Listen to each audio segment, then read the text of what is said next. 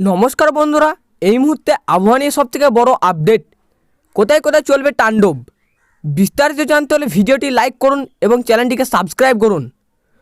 উত্তর পশ্চিম বঙ্গোপসাগরের ঘনীভূত হওয়ায় নিম্নচাপ আরও শক্তি সঞ্চয় করে শুক্রবার বিকেলেই স্থানভাগে আছড়ে পড়তে পারে। আলিপুর আবহাওয়া দপ্তরের পূর্বাভাস অনুযায়ী সাগরদ্বীপ ও বাংলাদেশের খেপুপাড়ায় মধ্যবর্তী উপকূল ধরে এটি রাজ্যের প্রবেশ করবে। এর জেরে উত্তর থেকে দক্ষিণ দুই প্রশান্তেই শুরু হবে একটানা ঝড় বৃষ্টি। ইতিমধ্যেই একাধিক জেলায় জারি করা হয়েছে সতর্কতা, কোথাও কোথাও লাল সতর্কতা জারি করা হয়েছে। হাওয়া দপ্তরের সূত্রের খবর, শুক্রবার সকালেই নিম্নচাপটি সাগরদ্বীপ থেকে প্রায় 100 কিলোমিটার দক্ষিণ পূর্বের অবস্থান করেছিল। এটি ধীরে ধীরে উত্তর দিকে অগ্রসর হচ্ছে এবং বিকেল নাগাদ গভীর নিম্নচাপে পরিণত হয়ে উপকূল প্রবেশ করবে।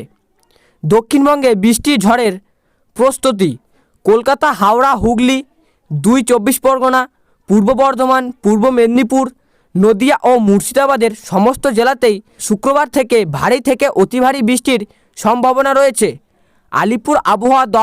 আলিপুর আবহাওয়া দপ্তরের আশঙ্কা, কলকাতাতেও 12 থেকে 20 সেন্টিমিটার পর্যন্ত বৃষ্টিপাত হতে পারে।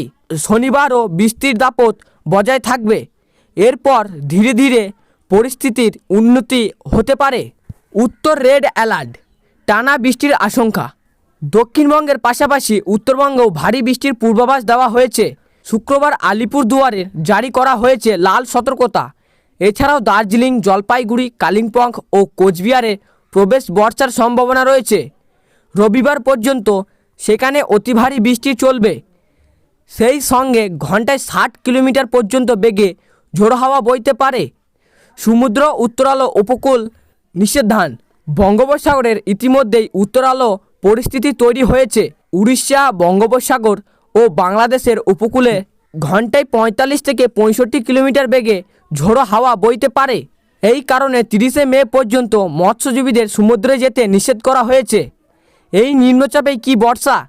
কেরলে ইতিমধ্যেই বর্ষা প্রবেশ করেছে, তবে পশ্চিমবঙ্গে এখনও আনুষ্ঠানিক বর্ষা আসেনি।